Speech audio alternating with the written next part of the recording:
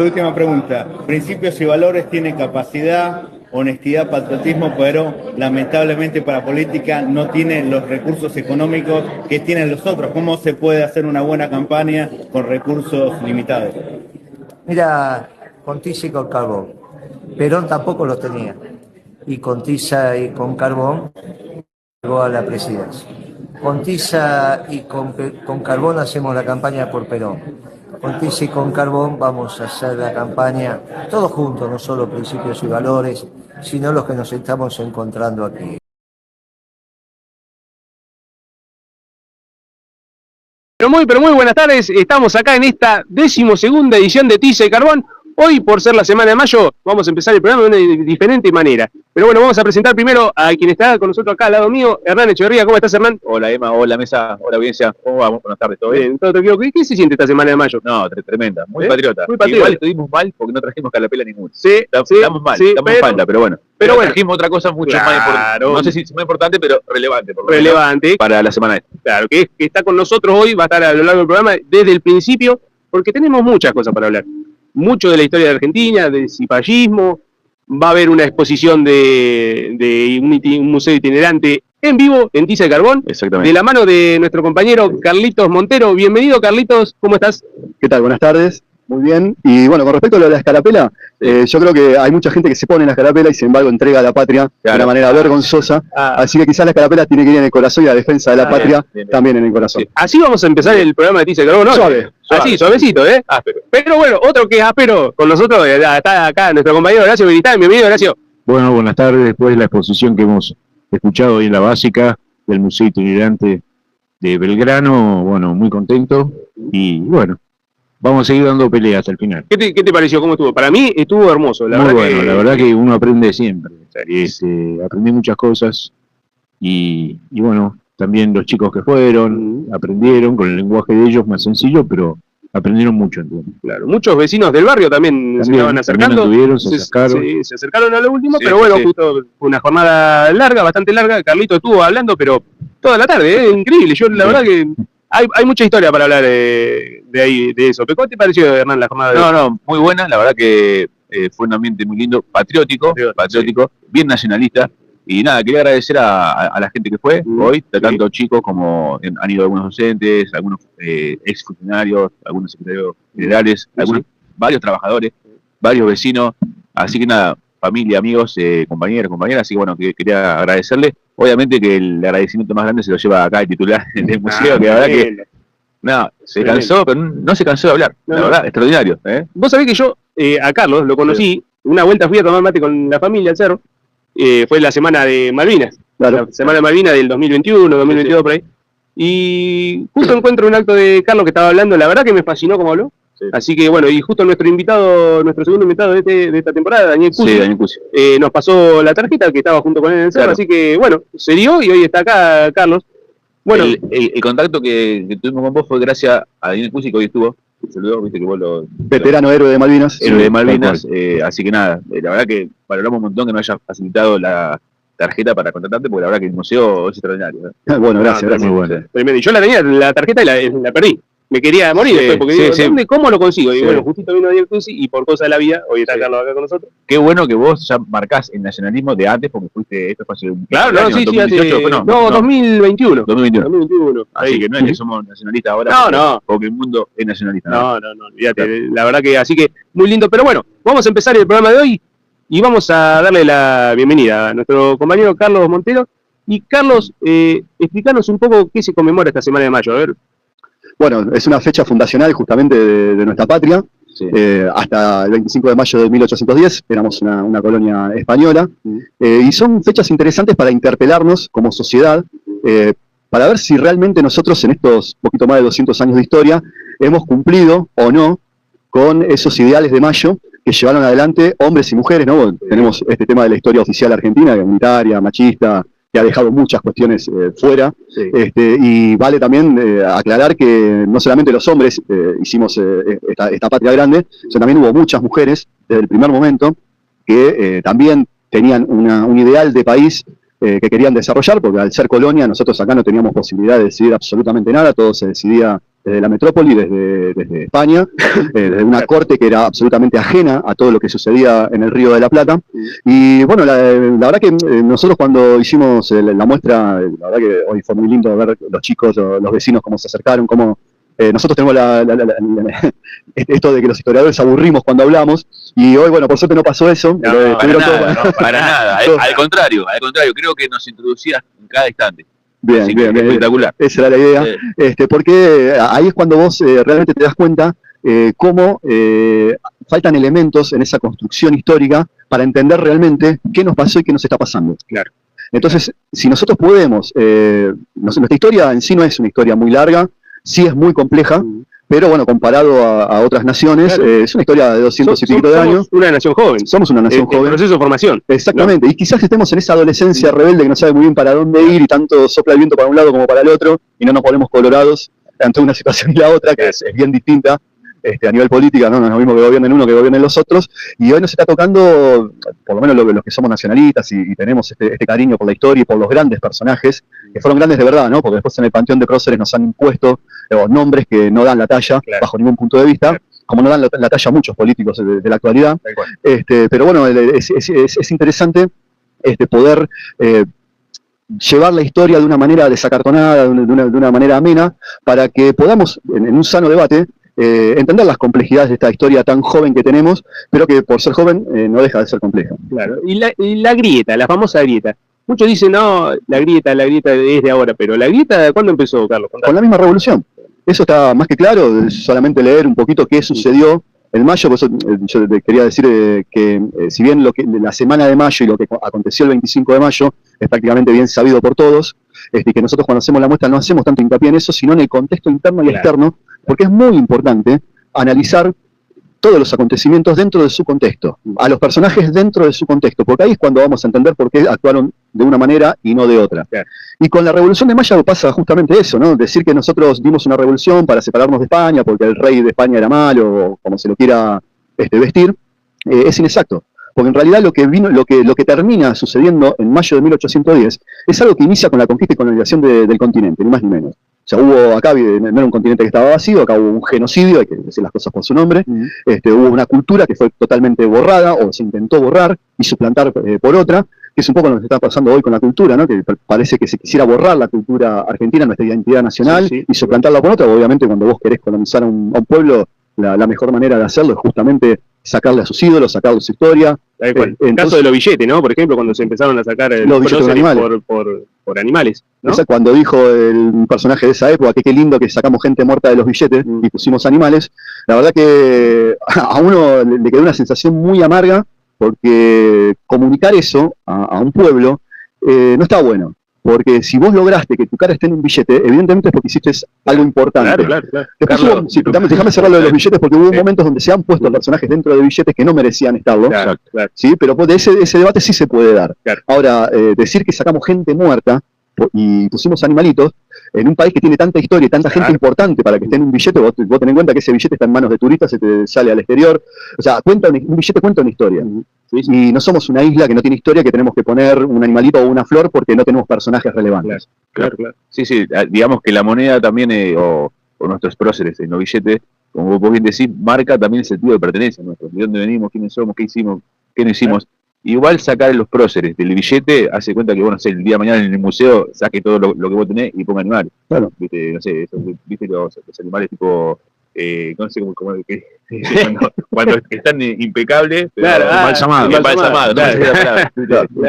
la verdad que vos lo que querés mostrar es de dónde venimos, quiénes somos, el sentido de pertenencia nuestro, bien patriótico, bien nacionalista. Claro. Déjame agregar algo a lo que dice acá Carlos. Yo creo que hay un principio básico en cualquier organización y en cualquier acción, que es la economía de fuerzas. Para los imperios, los países centrales, es mucho más económico que nos castiguen y nos sometan culturalmente que enviar un ejército. Claro, es mucho más fácil para ellos, por ejemplo, endeudarnos con el Fondo Monetario y además meternos valores de una cultura que no es la nuestra y denigrar a los próceres nuestros, como se ha tratado de denigrar a muchos próceres argentinos o prohombres, que han sido gente que llevó adelante procesos sociales. Bueno, nosotros lo tenemos como ejemplo al general Perón, pero Juan Manuel de Rosas, todo lo que sea nacionalismo se lo trata de denigrar y tirar abajo. Y claro, lo que pasa es que justo esos próceres luchaban contra gente que es como la que te está proponiendo sacar a los próceres. Sobre todo contra los ingleses, ¿no? Digamos que fue una lucha eterna entre, a partir de lo que vos decías, antes inclusive de la Revolución de Mayo había una línea pro-inglesa favorable al libre comercio, al contrabando, etcétera, etcétera, y los ingleses metieron, de hecho, balcanizaron toda América Latina, ¿no? Claro, sí. Hay una frase que dice, el que no conoce su historia está condenado a repetirla. Claro. Quizá quieren que no conozcamos la historia para volver a repetirla. Sí. Tal cual. ¿Qué opinás de esa frase que dice que hoy los ingleses nunca dejaron de tener de objetivo estas tierras? No, eso está más que claro. Lo hemos visto repetido a lo largo de nuestra historia, desde el inicio mismo, o sea, de las invasiones inglesas al Río de la Plata, fueron un intento de quedarse con estos territorios, dar un golpe de mano, sacárselo a España y quedarse con estos territorios. Y afanarse los caudales, acordémonos que se los robaron y los pasearon por Londres. La rasposa Inglaterra con su piratería histórica. Exactamente. En su momento lo robaron, hoy se lo entregamos con Caputo y exactamente. Con Hoy se lo entregamos. Hoy se lo dimos nosotros. O sea, vos fíjate, antes ¿Dónde está el oro claro, que se llevaron a Inglaterra, a Londres? ¿Dónde está? Claro. No se habla más del oro. Claro. Los 3.000 millones de dólares en oro que tenía el Banco Central Argentino, se lo llevaron para afuera. ¿Qué hicieron con ese oro? Claro. ¿Qué está garantizando? ¿O ya lo vendieron? Claro. No se habla más de eso. Sí. Y sobre todo las Malvinas y todos los recursos que se quieren quedar también, ¿no? Tal cual. Porque no te olvides de la Patagonia también. No, la explotación, porque no es Malvinas solamente, es Malvinas, Sandy del Sur, Georgia del Sur, la Antártida, que está en disputa obviamente, y todo el sector antártido circundante, el sector marítimo circundante a las Malvinas, las Georgias y la Sandy del Sur, que tiene una biodiversidad muy importante. Ahora, los ingleses no son tontos. No es que se fijaron en dos islas al sur del mundo y de capricho las quieren. No, es un paso bioceánico también. O sea, hay una importancia estratégica de las Malvinas, sobre todo a futuro, principalmente como objetivo el tema de la Antártida, que nosotros tenemos que defender por una cuestión de soberanía. Lamentablemente, la República Argentina, desde que se constituyó como nación, lucha por su soberanía. Nosotros tengamos en cuenta que el antiguo virreinato del Río de la Plata, si bien no comprendía los territorios ocupados por los pueblos originarios, el mapa era bastante distinto. O sea, prácticamente al sur de la provincia de Buenos Aires, saliendo de la línea de fortines que conformaron los pueblos de Tandil, ¿no? De posterior obviamente, pero bueno, para poner una línea imaginaria en algún momento, desde ahí hacia el sur, eso no se contaba, y en realidad era una franja que era el camino real que unía a Buenos Aires con el norte argentino, a derecha y a izquierda, se había colonizado de alguna manera el litoral argentino, y después el resto del territorio no, pero sí teníamos la banda oriental y el Alto Perú, el actual territorio del Estado Plurinacional de Bolivia. Claro. Y esos dos territorios, la banda oriental y el Estado Plurinacional, actual Estado Plurinacional de Bolivia, se van a perder, por ejemplo, por Rivadavia y compañía,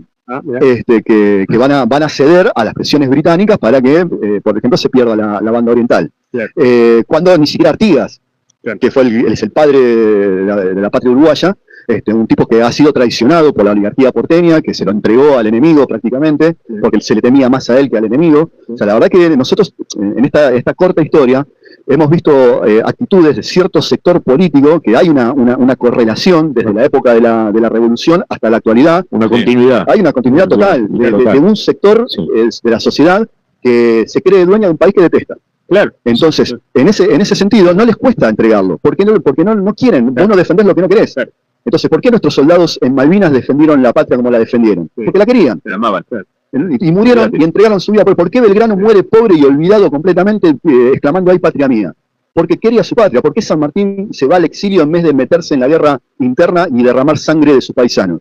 Porque quería su tierra y quería su gente. Y así vamos a dar un montón de ejemplos. Pero a esos ejemplos se contraponen los otros, los Rivadavia, los Alvear, ¿no? Tengamos en cuenta que Alvear, que tiene avenida con nombre propio, que tiene monumentos en la capital federal, fue un entregador increíble de la patria. Primero a los españoles, cuando él cae como director supremo y se exilia en Brasil, le entrega secretos militares que tenían que ver con la conformación de nuestros ejércitos, la cantidad de efectivos que teníamos, que los españoles lo ignoraban absolutamente, dónde estaban ubicados, quiénes estaban al mando, cuánto armamento había.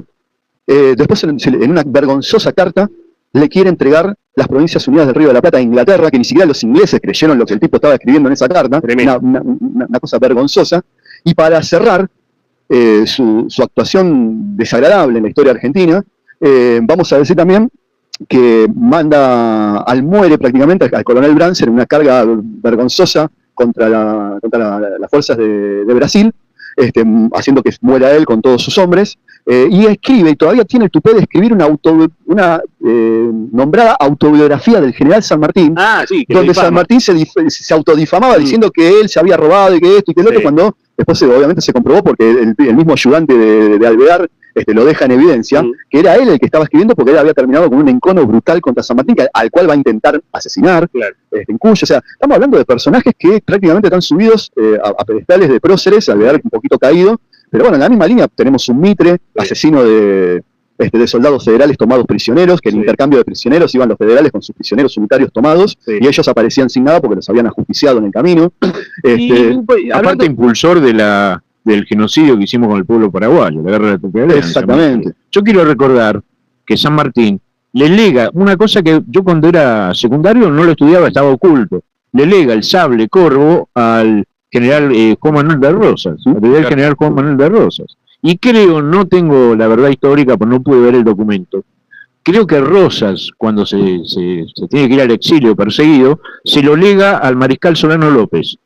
Pero bueno, al mariscal Solano López en Paraguay, nosotros somos responsables del genocidio, muere y bueno, obviamente no se lo pudo entregar. Pero creo que tenía la idea, o lo había escrito, legar el sable corvo de San Martín al mariscal Solano López, que era el jefe del nacionalismo paraguayo. Ahora, en 200 años no hemos avanzado nada con todas las cosas que vos contás. No, creo que inclusive hemos retrocedido. Claro, en muchas cosas claramente hemos retrocedido. Sí, pero siempre el problema son los antinacionalistas.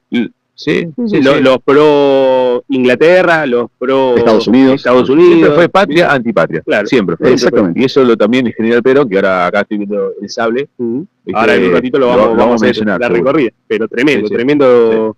Y hablando, volviendo a lo de Mitre, ¿por qué crees que se retiró Urquiza de la batalla, renunciando a la batalla y dándolo como ganador a Mitre? Yo creo que Urquiza en algún punto entendió que con Buenos Aires no se podía, porque detrás de Buenos Aires estaba Inglaterra, un poquito Francia también, eran los dueños del puerto y de la aduana. Claro. Entonces, él creyó que con ese gesto quizás los podía sentar a la mesa a negociar otra cosa. Y la realidad es que lo único que hizo fue darle tiempo al enemigo, para que se reorganice y para que terminara de hacer lo que querían hacer, que en definitiva era la entrega absoluta de la soberanía nacional a los capitales británicos, porque de ahí en adelante es lo que sucede. Vamos a ver en la historia argentina repetido. Luego va a ingresar Estados Unidos como actor principal ya a mediados del siglo XX, luego de la Segunda Guerra Mundial, y cuando ellos se logran consolidar como... Sí, Bretton Woods, el Fondo Monetario, todas las instituciones que nacen financieras a nivel mundial. Sí, pero inicialmente la entrega fue, creo que abrimos el programa hablando algo en este sentido, fue a los británicos. Porque los británicos entendieron que nosotros éramos un pueblo que no iba a poder ser doblegado por las armas. Entonces probaron si no era más fácil corromper a un mínimo sector social que era el que manejaba en definitiva los hilos de la oligarquía argentina. Del país, la oligarquía argentina.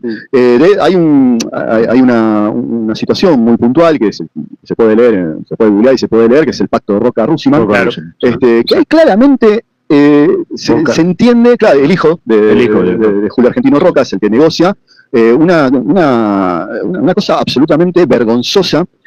Porque la situación era que después del crack del 29, una crisis muy grande que hubo a nivel mundial del sistema capitalista, Inglaterra lo que hace es cerrarse en sí misma dentro de su conglomerado de colonias y semicolonias, y el problema es que nosotros no teníamos estatus ni de colonia británica ni de semicolonia. Entonces habíamos quedado, por más que éramos un socio económico estratégico de Inglaterra ya en esa época. Estamos hablando principios del siglo XX. Entonces quedamos fuera de ese arreglo. Y eso significaba que un grupo muy chico de terratenientes argentinos perdían la venta de carne a Inglaterra.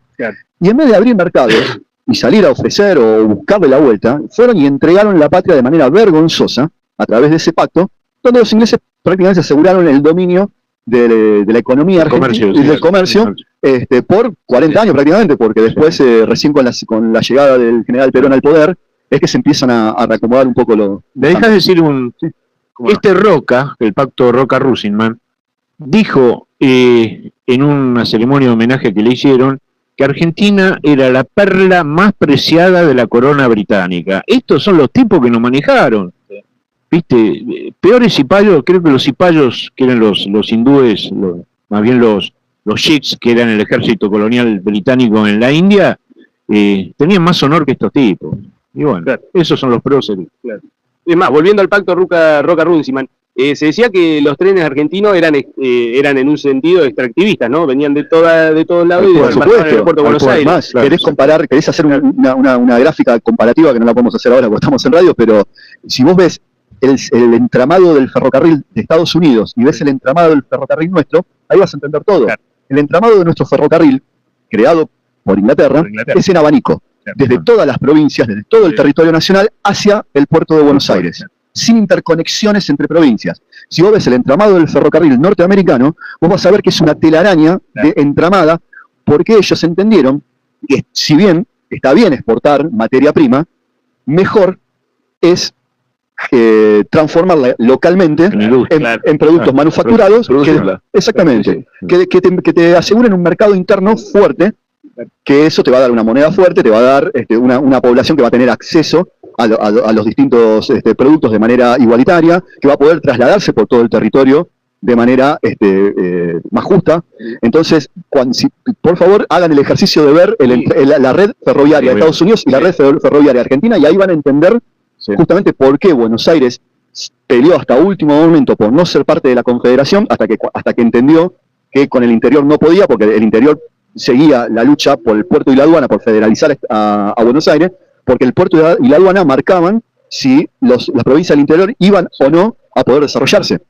Entonces, Buenos Aires no podía contra todas las provincias, y las provincias sabían que necesitaban hacer algún tipo de pacto con Buenos Aires. Claro. Entonces, después de años de guerra civil, las partes se sentaron y entendieron de que iban a tener que ser socios del puerto y de la aduana. Pero, ¿quiénes fueron los dueños de ese pacto? Claro. La oligarquía. Entonces, las oligarquías regionales pactaron con la oligarquía porteña ser parte del negocio. Pero después de ahí hacia abajo quedamos todos afuera. Claro, es que a la oligarquía tampoco le interesa producirla a la materia prima. Le interesa venderla así como está, por todo el mundo. Y es lo que se está planteando hoy en día. Claro, por eso, mirá, lo mucho que tiene que ver el entramado de la red vial de los trenes que vos decías de Estados Unidos, que hoy, sin verla, porque la verdad que nunca la vi, la entiendo por Trump. Claro. Viste, por volvió Trump y dijo, no, también vamos a usar la energía para producir acá en Estados Unidos, vamos a generar trabajo, vamos a generar industria, le vamos a vender al mundo. Y le voy a poner aranceles a los productos extranjeros para que sirva para proteger todo lo contrario a lo que está haciendo acá. Necesitas meter un bocadillo acá que no tiene que ver con la historia de esta semana. Sí. Claro. Un informe del JP Morgan, que es el banco de inversiones más grande del mundo, o uno de los más grandes, comparó la política económica de Donald Trump con la de Juan Domingo Perón. ¿Cómo lo tienen presente a Perón en todos lados? El riesgo para los mercados, yo agrego por mí, ¿para qué mercados? Para el mercado de la timba financiera, no para el mercado real de productos. Claro. Es que los responsables de la política económica en Estados Unidos repitan los errores de líderes latinoamericanos como el expresidente argentino Juan Perón. Bueno, si fuera de mercado de productos, bienvenidos sean esos errores. Lo que hablan es de la patria financiera, que otra cosa, JP Morgan lo único que hace es colocar bonos, tasa y timbear a nivel mundial. Lo mismo que está hacia acá Caputo y toda esta gente que no sabe de producción. Esto que estabas hablando recién, bueno, fijemos lo que está pasando en Tierra del Fuego, fijémonos que han bajado un montón de aranceles de productos. La maquinaria agrícola usada está permitido importar en la Argentina. ¿Qué va a pasar con las fábricas de maquinaria agrícola en Santa Fe y etcétera? Mira, Horacio, en el año 1800, Belgrano, cuando estaba al frente del consulado de Buenos Aires, todavía éramos colonia, ¿qué dijo? Escribió sobre eso. Escribió sobre esto, dijo, no, exportemos cuero, exportemos zapatos, porque si no le estoy dando trabajo al obrero en Londres, donde se haga de zapatos. Mirá, te interrumpo un segundo, disculpa. Es lo mismo que está pasando con China. China, de alguna manera, está trayendo los productos acá. O sea, se lleva la energía de Argentina, ¿me entendés? Y trae los productos. Y eso es lo que no queremos nosotros en esto, acá, en este plan económico o plan de gobierno. Queremos neutralizar la Argentina, totalmente contrario a lo que está pasando hoy acá, pero, como decía el general, América para los americanos, y para eso se tiene que ir China de América. Nosotros tenemos que volver a venderle los caños sin costura a los bolivianos. Hoy, como Bolivia, obviamente creo que tiene un decreto, pero obviamente que va a comprar al menor costo, se los compra a los chinos. Bueno, no. Tenemos que sacar a China de América y a los ingleses de Malvinas. Y a los ingleses de Malvinas, y ahí hacemos América por los americanos y neutralizamos y empezamos a vender también nuestros productos, ¿me entendés? Nuestra industria también a los pueblos vecinos. Cuando decimos América para los americanos, no es a los norteamericanos, es a los americanos. Nosotros somos americanos, tanto como los centroamericanos, los latinoamericanos y todos los... Claro, Hispanoamérica. Hispanoamérica. Exactamente. Así que mira vos. Ahora, ¿cuánta similitud entre la historia de hace 200 años y la de hoy? Sigue todo igual en términos ideológicos. Es la misma pelea siempre. Es la misma Lo que pelea. pasa es que los intereses son los mismos, veo. Por lo que cuenta acá el compañero Carlos, y viendo la actualidad, leyéndola un poco, los intereses son los mismos. Es apropiarse de los recursos, llevarse toda la materia prima para producir y después traernos ellos los productos terminados. como pasó con los federales y unitarios también, ¿no?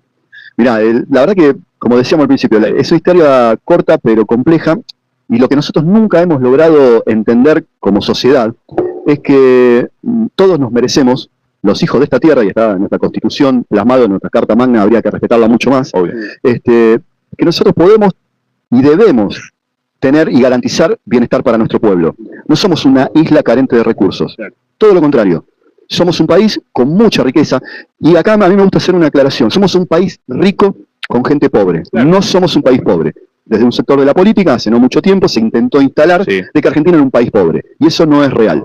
Somos un país rico con gente pobre. Y esto es bien distinto, y esa problemática no hemos logrado solucionarla. ¿Por qué? Porque no hay una continuidad en el tiempo de políticas que, no importa qué bandera esté gobernando, debería ser cuestión de Estado. En pos de la nación. Vos fíjate los norteamericanos, también que tienen un sistema democrático que es una gran mentira, pero bueno, vamos a aceptar las reglas de juego que ellos plantean, y vamos a analizar. Ellos tienen dos partidos mayoritarios que son los que se van pasando el poder uno a otro, ¿no? Demócratas, republicanos, pero vos fíjate que no importa quién gobierne, el norte, ellos lo tienen bien clarito. Somos la potencia mundial, dominamos todo, y unos un poco más duros, los otros un poquito más blandos, ejercen ese dominio. Obviamente no estoy a favor de esto, ¿no? Pero digo, vos fíjate la mentalidad o de otros países, el caso Brasil, por ejemplo. Brasil, mira, te voy a llevar un caso más extremo. Alemania. Alemania hace 70 años atrás quedó cascote sobre cascote, dividida, ocupada. ¿Sí? Hoy Alemania es la locomotora económica de Europa. ¿Sí? Hasta que voló el Nord Stream. Bueno. Ahí la energía ya no le vino. Hasta la guerra Ucrania-Rusia, verdad. Pero analicemos esto. ¿Cómo logró un pueblo que había quedado totalmente devastado por la guerra, sin población masculina, cascote sobre cascote, en 70 años volver a resurgir como una de las principales potencias económicas de Europa? Y nosotros acá todavía estamos discutiendo si está bien o no ponerle un plato de comida arriba de la mesa a la gente. Ojo, pero eso puede ser que haya injerencia de, si se quiere, potencia, grupo económico, no sé, detrás de América Latina como lo hay en África. Seguramente, pero a ver, lo dijo Jaureche y lo dijo Ilia también. Si malo es el gringo que nos compra, peor es el criollo que nos vende. Entonces acá este es el debate que nosotros tenemos que dar. No podemos permitir más como país tener dirigentes políticos que priorizan sus intereses particulares o los intereses de un sector por encima del bien de la patria. Porque nosotros, como nación productora de alimentos, Argentina es uno de los principales productores de alimentos del mundo.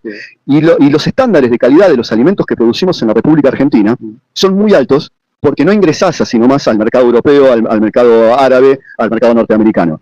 Entonces, si nosotros producimos alimentos en cantidad y en calidad, ¿cómo es posible que tengamos adultos mayores y chicos que mueren desnutridos, que no conocen el sabor de la carne, que no conocen el sabor de la leche? Y esto pasa, porque obvio. O sea, seguramente los que estamos acá en la mesa, todos los días ponemos un plato de comida en la mesa, y si queremos comer algo, con esfuerzo más o menos podemos hacerlo. Ahora, a mí, desde el museo y cada vez que hacemos las charlas y demás, lo que me preocupa es la gente, el compatriota, el paisano nuestro, que de repente no tiene un plato de comida arriba de la mesa. Entonces eso es indigno. Y eso no podemos permitirlo, porque somos de vuelta uno de los principales productores de alimentos del mundo.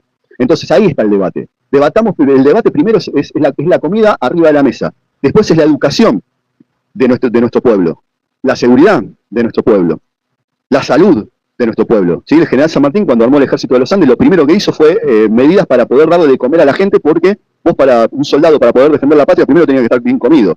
Y en sanidad mandó a vacunar, porque obviamente tenías que estar bien comido y tenías que estar sano de salud para poder ponerle el pecho a las balas del enemigo. Pero hay una confusión y hay un cierto odio, si se quiere, en cierta gente, que eso ya te lo tildan de populismo, ¿no? Bueno, debatamos qué es el populismo, porque a Obama una vuelta lo tildaron de populista, y él hizo una reseña muy breve sobre el populismo, y dice, bueno, ¿qué es el populismo? ¿Gobernar para el pueblo? ¿No sé, eso no es la democracia? Claro. Entonces, la verdad que después, en todo caso, los vicios de la política, del clientelismo, hay algunas cosas que sí podemos debatir. Ahora, si la democracia es el gobierno del pueblo para el pueblo, y nosotros tenemos un país que escasamente poblado para lo que es la extensión territorial que tenemos. Sí.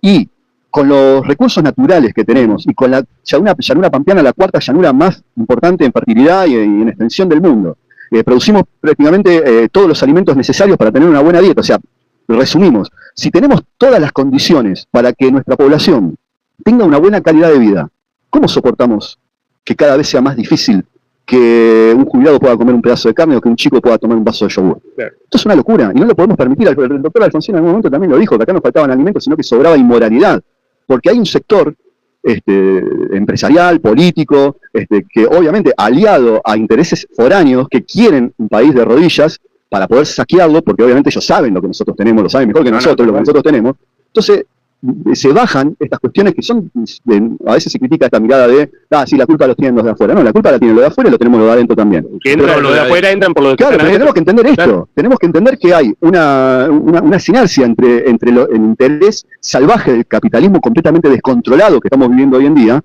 con la avaricia de un sector social que desprecia todo lo que está por debajo de ellos y que no tiene un sentido de pertenencia ni un sentido patriótico. No les importa nada realmente de lo que es la patria, de lo que es el país, de si la gente está bien o está mal. Les importan sus negociados, y o sea, esto parece fuerte, yo la verdad que ya me cebé un poquito porque indigna realmente tener una situación como la que nosotros estamos viviendo hoy en día, donde cada vez se pone más difícil hasta viajar en colectivo.